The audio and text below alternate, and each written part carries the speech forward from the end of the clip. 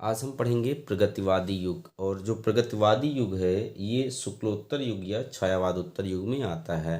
तो शुक्लोत्तर युग या छायावादोत्तर युग को जब हम बांटते हैं तो इसमें प्रगतिवादी युग, प्रयोगवादी युग और नई कविता का युग आता है। तो आज हम पढ़ेंगे प्रगतिवादी युग के बारे में।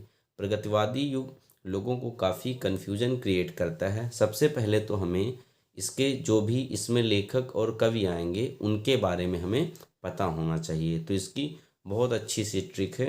आइए समझते हैं कैसे इसको याद रखेंगे। तो इसका जो फार्मूला है उसको हम ऐसे याद रखेंगे कि निराला, पंत, नरेंद्र, शर्मा। साथ में बोलते भी रहिएगा, निराला, पंत, नरेंद्र, शर्मा दिन में फटा राग मंगल गाते हुए, जो साइलेंट वर्ड हैं जैसे गाते हुए, ये हम याद रखेंगे। मंगल गाते हुए केदारनाथ किससे मिलने? त्रिलोचन से मिलने पहुँचे। वो भी कहाँ पर? राम वृक्ष के नीचे। और राम वृक्ष के नीचे क्या रहता है? वहाँ पर एक नाग रहता है। क्लियर? अब फिर से समझते हैं कि निराला, पंत, नरेंद्र शर्मा दिन में फटा राग मंगल गाते हुए केदारनाथ में त्रिलोचन से किसके नीचे मिले? राम वृक्ष के नीचे मिले। और वहाँ पर कौन रहता है? नाग रहता है। क्लियर? एक बार और देखते हैं कि निराला, पंत, नरेंद्र शर्मा दिन में फटा राग मंगल गाते हुए केदारनाथ में त्रिलोचन से राम वृक्ष के नीचे मिले। और वहाँ पर कौन रहता है? नाग रहता है। अब आइए देखते हैं किसका क्या मतलब है। निराला से सूर्यकांत त्रिपाठी निराला, इनकी रचनाएं हम पढ़ चुके हैं छायावादी युग में या शुक्ल युग उसी को कहते थे। पंत सुमित्रानंदन पंत, जिनको प्रगति का सुकुमार कवि भी कहा गया है। नरेंद्र शर्मा दिन में से रामधारी सिंह दिनकर, फटा से फणीश्वरनाथ रेणु, राग से रागे राघव रांगे राघव, मंगल से शिवमंगल सिंह सुमन हो जाएंगे। और केदारनाथ से केदारनाथ अग्रवाल, त्रिलोचन से त्रिलोचन हो जाएंगे। और राम वृक्ष से राम वृक्ष बेनीपुरी। और नाग से हो जाएगा नागार्जुन। और नागार्जुन का जो नाम है वो वैद्यनाथ मिश्र है। नागार्जुन का नाम क्या है? पूरा वैद्यनाथ मिश्र है। क्लियर? तो आप हमेशा ये फार्मूला याद रखें। इससे सीधे क्वेश्चन भी बन सकता है कि प्रगतिवादी युग का कौन सा कवि है, कौन सा नहीं है। तो हमें पहले सारे पता होना चाहिए। तो एक बार आप ऐसे बिना देखे भी बोल सकते हैं। तो क्या था? निराला, पंत, नरेंद्र शर्मा दिन में फटा राग मंगल गाते हुए केदारनाथ में त्रिलोचन से राम वृक्ष के नीचे मिले। और वृक्ष के नीचे कौन रहता है? नाग रहता है। आइए अब एक एक लोगों की जो भी रचनाएं हैं उनके बारे में हम जान लेते हैं। तो सबसे पहले फार्मूले में था निराला पंत। तो निराला के बारे में सूर्यकांत त्रिपाठी जी की निराला की जो रचनाएं हैं उनके बारे में हम पढ़ चुके हैं छायावादी युग में। अनामिका, अणिमा, अपरा सारी बता चुके हैं, वहाँ से आप देख सकते हैं। छायावादी युग का जो वीडियो है उसका लिंक डिस्क्रिप्शन बॉक्स में दिया गया, आप वहाँ से देख सकते हैं। फिर पंत के बारे में बताया गया था। पंत जी इस प्रकृति के सुकुमार कवि कहे गए हैं। फिर नरेंद्र शर्मा आ जाएंगे कि निराला, पंत और नरेंद्र शर्मा। नरेंद्र शर्मा जी की रचनाएं हैं, याद कैसे रखेंगे दोस्तों? तो जो नरेंद्र शर्मा हैं ये एक बार क्या करते हैं, जो प्लास आता है जिससे इलेक्ट्रिसिटी का वायर सही करते हैं, तो ये प्लास कितना लिए वो? एक एक को हो गया वन। तो ये प्लास लेकर के वन, वन का मतलब एक भी, और ये प्लास लेकर के चले गए वन, तो रचना हो गई प्लास वन। वहाँ पर इन्हें मिला एक फूल। क्या मिला? फूल। उसको उन्होंने लगा लिया कान में, तो क्या हो गया? कर्ण फूल। वो फूल लेकर के पहुंच गए अपनी सहेली के घर। सहेली का नाम क्या था? अर्थात उनकी जो फ्रेंड थी उनका नाम क्या था? द्रौपदी। क्या था? द्रौपदी। और वो फूल लेकर के द्रौपदी के घर के चारों ओर सुबह ही लगा रहे हैं फेरी। तो सुबह लगा रहे हैं फेरी, रचना हो जाएगा प्रभात फेरी। बस देखते ही याद हो जाएगा, आप बस इनको समझते जाइए। तो वो प्लास लेकर के चले गए वन, रचना हो गई प्लास वन। वहाँ लगाया फूल कानों में, तो हो गया कर्णफूल। और चले गए द्रौपदी के घर, तो रचना हो गई द्रौपदी। और वहाँ लगा रहे हैं उनके घर की फेरी, रचना हो जाएगा प्रभात फेरी। क्लियर? तो फार्मूले में हम पढ़ चुके हैं निराला, पंत, नरेंद्र शर्मा दिन में। दिन से दोस्तों हो जाएगा रामधारी सिंह दिनकर।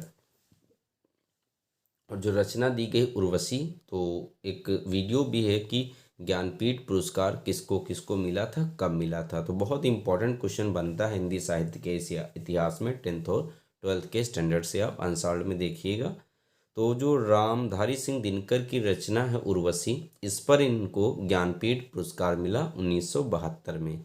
याद कैसे रखेंगे, ट्रिक है कि राम बसो मेरे उर में बेहतर। क्या है, राम बसो मेरे उर में बेहतर। राम से रामधारी सिंह दिनकर, उर से हो जाएगा उर्वशी, बसो मेरे मन में बेहतर, बेहतर से हो जाएगा 1972। तो क्या हुआ कि रामधारी सिंह दिनकर जी को उर्वशी नामक रचना पर ज्ञानपीठ पुरस्कार 1972 में मिला। तो आइए इनकी ट्रिक सब याद रखते हैं, कैसे रचनाएं याद रहेंगी। तो रामधारी सिंह दिनकर जो है, एक कहानी के द्वारा इनके बारे में समझते हैं कि रामधारी सिंह दिनकर जी के जीवन में दो नायिकाएं आती हैं। एक का नाम है उर्वशी और दूसरे का नाम है रेणुका। तो जो ये उर्वशी गीत नाट्य है, तो ये क्या करते हैं कि चंद्रमा के प्रकाश में, अर्थात उसकी जो लाइट होती है चंद्रमा की, वो सफ़ेद कलर की होती है। तो उसी को कहा गया कि उजली आग में ये पढ़ रहे थे संस्कृत के 4 अध्याय। किसके, उजली आग में पढ़ रहे थे संस्कृत के 4 अध्याय। फिर रेती के फूल लेकर के, अब क्वेश्चन बना कि रेती के फूल, तो रेती के फूल जैसे इसको रिलेट करें तो कह सकते हैं कि किसी ने पूछा रेती के फूल कैसे होते हैं, तो बोला गया नीला कुसुम है, इसलिए नील कुसुम। क्या हो जाएगा, नील कुसुम। तो उजली आग में इन्होंने संस्कृत के 4 अध्याय पढ़े, रेती के फूल लेकर के अर्थात नील कुसुम लेकर के ये चले गए वट पीपल के पास मिलने उर्वशी से। और फिर वहाँ वट का पीपल तो नहीं था, वट पीपल नहीं था, नीम के पेड़ थे, उसके पत्ते गिरे हुए थे। तो क्या हो जाएगा, नीम के पत्ते। इतने में ये क्या करते हैं, जब मिलने जाते हैं उर्वशी से उस नीम के पत्ते के नीचे, पेड़ के नीचे, तो उर्वशी वहाँ पर नहीं थी। कहानी है, समझते जाइए। तो उर्वशी वो थी नहीं, वो मिलने गई थी अपनी सहेली रेणुका से मिलने। तो रेणुका से वो बताती है कि मेरी शादी तय हो गई है और उनका नाम रामधारी सिंह दिनकर है। तो ये जब सुनती हैं रेणुका, तो वो कहती हैं कि मेरी शादी तो उनसे खुद ही तय हो गई है। ये दोनों लोग आपस में लड़ाई करती हैं और फिर ये क्या करती हैं, रेणुका अपने मामा को फ़ोन मिलाती हैं। क्या नाम है उनका, परशुराम। तो उनको कहती हैं कि आप आइए, लेकिन परशुराम नहीं आते। वो उसकी प्रतीक्षा करती है, किसकी, परशुराम की प्रतीक्षा। फिर वो अपनी सहेली से अर्थात रश्मि से उसका लेती है रथ, तो रचना हो जाएगा रश्मि रथी। फिर हुंकार भरते हुए पहुंच जाती है कहाँ, कुरुक्षेत्र में। फिर वहाँ बहुत द्वंद्व गीत होता है। द्वंद्व गीत का मतलब द्वंद्व युद्ध होता है, क्या गाते हुए, गीत गाते हुए। तो रचना हो जाएगा द्वंद्व गीत। इतना भयंकर युद्ध होता है कि जो धूप थी उसमें धूल की वजह से सब चारों ओर धुआं ही धुआं हो गया। तो रचना हो जाएगा धूप और धुआं। तो वहाँ पर जब ये रेणुका और उर्वशी पहुँचती हैं तो दिनकर जी जो है वो हार मान लेते हैं। तो रचना हो गई हारे को हरिनाम, और उनकी मौत हो गई। उनकी आत्मा की आंखें बाहर निकल आईं, तो रचना हो गई आत्मा की आंखें। और फिर वो नहीं रहे, लेकिन शादी किसी की भी नहीं हुई, ना तो उर्वशी की हुई उनसे और ना तो हुई रेणुका की। इसलिए दोनों नारियां अधूरी रह गईं। तो रचना हो गई अर्धनारीश्वर। और ये कहानी बताया किसने, रसवंती ने। किसने बताया, रसवंती ने। और ये कहानी सुनकर के इतिहास के भी क्या निकल आए, आंसू निकल आए। तो हो जाएगा इतिहास के आंसू। क्लियर। ये सारी रचनाएं रामधारी सिंह दिनकर के। आइए अब कहानी के द्वारा आपको याद हो चुका है और ये सारे एक साथ रिवाइज कर लेते हैं कि उजली आग में इन्होंने संस्कृत के 4 अध्याय पढ़े। फिर रेती के फूल लेकर के, कैसा फूल, वो था नील कुसुम था, लेकर पहुंच गए वट पीपल के पास। वहाँ वो था नहीं, तो नीम के पत्ते थे। फिर रेणुका जो उर्वशी थी, दोनों की मुलाकात होती है। फिर रेणुका और इनमें लड़ाई होती और ये परशुराम को फ़ोन करती, उनका इंतज़ार करती, परशुराम की प्रतीक्षा, वो नहीं आते हैं। तो रश्मि का लेती है रथ, रचना हो जाएगा रश्मि रथी। हुंकार भरते हुए पहुंच गए कुरुक्षेत्र। वहाँ द्वंद्व गीत के साथ युद्ध हुआ, रचना हो गई द्वंद्व गीत। युद्ध के कारण सब धूप जो थी वो धुएं में बदल गई, धूप और धुआं। फिर वो हार गए, तो रचना हो गई हारे को हरिनाम। आत्मा की आंखें निकल आईं, आत्मा की आंखें। दोनों नारियां अधूरी रह गईं, अर्धनारीश्वर। ये कहानी सुनाया किसने, रसवंती ने। सुनकर के इतिहास के निकल आए आंसू। तो ये जितनी भी सब रचनाएं हैं, ये सारी की सारी रामधारी सिंह दिनकर की हैं। तो नोट में क्या लिखा है कि अर्धनारीश्वर एक उपन्यास भी है जो लिखा है विष्णु प्रभाकर ने, जबकि अर्धनारीश्वर जो निबंध है वो लिखा है किसने, दिनकर जी ने। अगले हैं फणीश्वर नाथ रेणु। बाकी जो भी एक एक पढ़ते जाएं पुराना उस फार्मूले के साथ दोहराते भी जाएं कि था निराला, पंत, नरेंद्र शर्मा, दिन में दिनकर हो जाएगा, फटा राग मंगल, फटा से हो जाएगा फणीश्वर नाथ रेणु। तो फणीश्वर नाथ रेणु की जो रचना है वो मैला आंचल है। बहुत इंपॉर्टेंट है कि मैला आंचल की विधा क्या है दोस्तों, तो वो उपन्यास है। और फणीश्वर नाथ रेणु जी का यह पहला उपन्यास है जिसके लिए इन्हें पद्मश्री पुरस्कार से भी सम्मानित किया गया था। क्लियर, सम्मानित किया गया था। और जो नोट करके ये लिखा है ये भी जस्ट पहले पढ़ चुके हैं रामधारी सिंह दिनकर के बारे में। तो वहाँ आया था नीम के पत्ते, मैच लगभग करता हुआ कि नीम के पत्ते दिनकर की रचना है, नए पत्ते निराला के, और फूल पत्ते जो है अयोध्या सिंह उपाध्याय हरिऔध की है। तो फणीश्वर नाथ रेणु में मैला आंचल इनकी रचना है, और इनको ये जो मैला आंचल है ये इनका पहला उपन्यास है, और इसके लिए इन्हें पद्मश्री पुरस्कार से भी सम्मानित किया गया था। बाकी रचना जैसे इनकी देखें, ट्रिक कैसे याद रखेंगे कि फणीश्वर नाथ रेणु मैला आंचल ओढ़ के ठुमरी करते हुए ठुमुक ठुमुक कर जाते हुए ना जाने कितने चौराहे पार कर गए। तो मैला आंचल ओढ़कर ठुमुक ठुमुक कर चलते हुए, ठुमुक ठुमुक से ठुमरी, कितने चौराहे इन्होंने गुजार दिए, और वो गुजर के इतने गुजारे कि उनकी परतें बन गई। तो ये सारी कथाएं जिसमें बताई गई, नाम रख दिया गया क्या, परती कथा। और फिर ये कथाओं को सुनकर के लोगों का जुलूस निकल आया, लोगों का जुलूस निकल आया, और फिर एक आदिम रात की महक हुई, अर्थात एक आदिम रात्र की महक, और जुलूस निकला जब, तो एक रात्र में एक आदिम रात्र की महक हुई, और वो महक नज़र कहाँ पर आई, पंच लाइट में। कहाँ पर आई, पंच लाइट में। फिर से समझ लीजिएगा कि मैला आंचल ओढ़कर ठुमुक ठुमुक कर ना जाने कितने चौराहे पार कर गए फणीश्वर नाथ रेणु, और इतनी परतें बन गईं कि उसकी कथा हो गई, तो रचना हो गई परती कथा। और फिर ये कथाएं सुन करके लोगों का जुलूस निकल आया, और एक आदिम रात्र में महक आती है, कहाँ पर, पंचलाइट की प्रकाश में। क्लियर। तो रचना हो गई मैला आंचल, ठुमरी, कितने चौराहे, परती कथा, जुलूस, और एक आदिम रात्र की महक, ये बहुत इंपॉर्टेंट है। और लास्ट कहानी हो गई क्या, पंच लाइट। तो था कि निराला, पंत, नरेंद्र शर्मा, दिन में फटा राग, राग से हो जाएगा रागे राघो।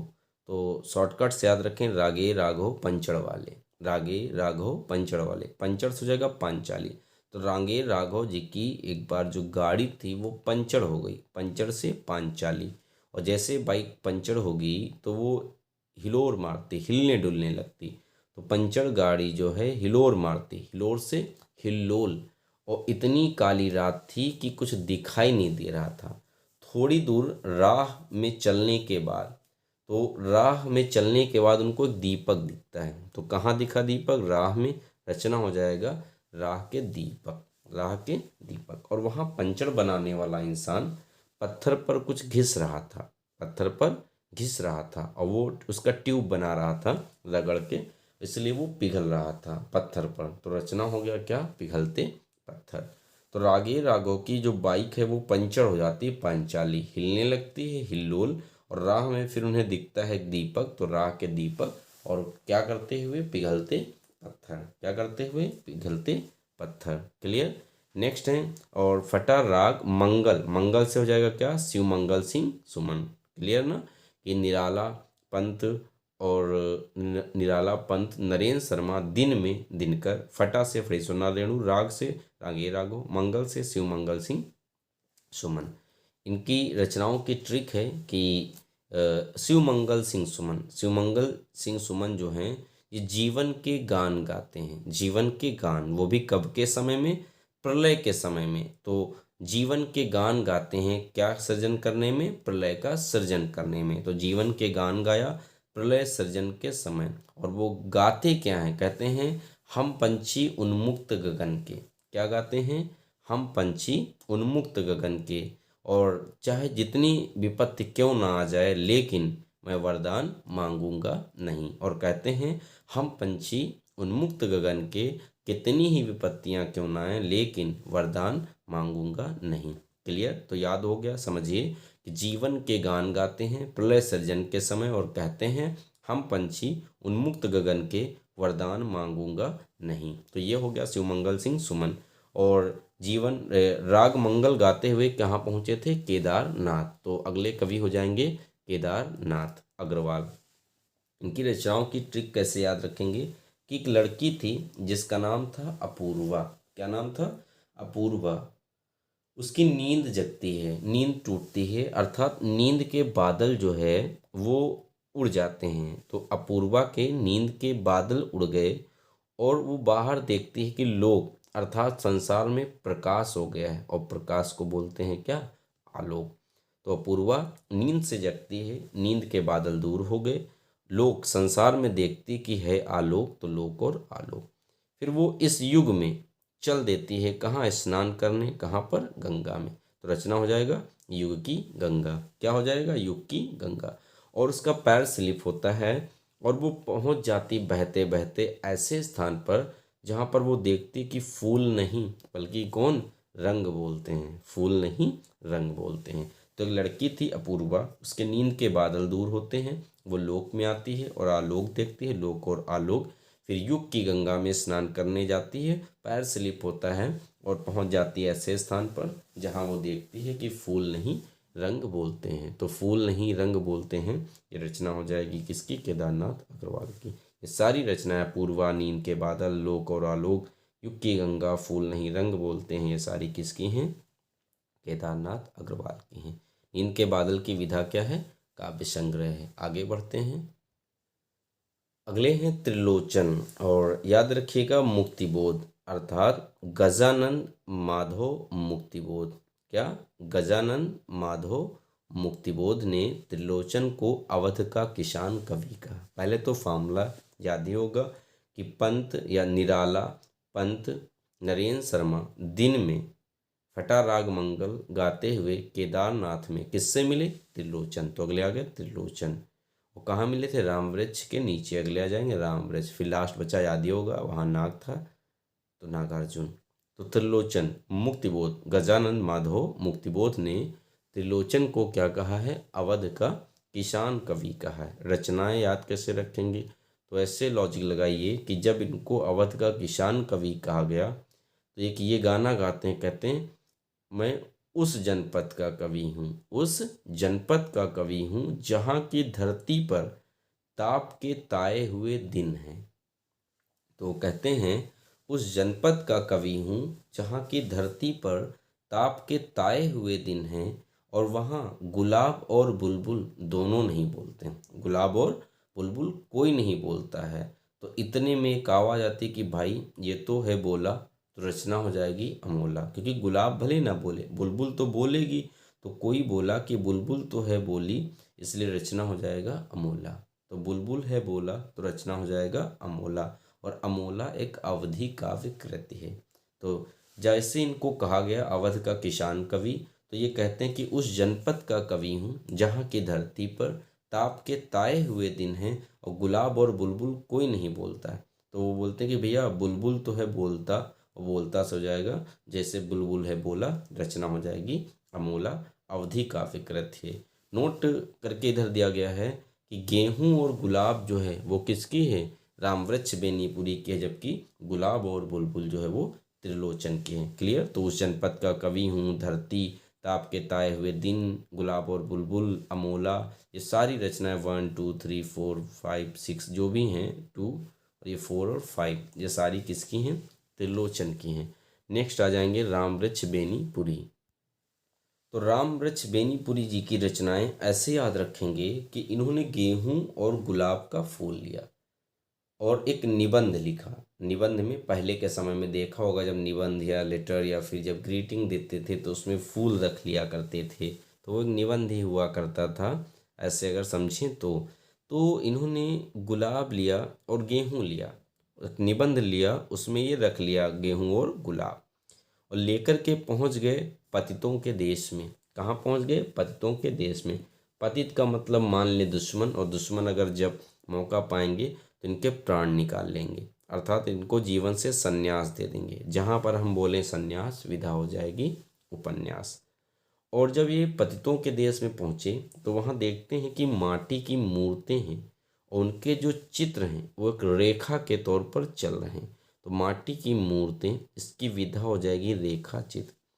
फिर ये वहाँ से बहुत ज़ोर से भागते हैं, ऐसे भागते हैं जैसे इन्होंने पैरों में क्या बांध लिया हो? पंख। तो पैरों में पंख बांधकर भागने लगे, अर्थात यात्रा करने लगे।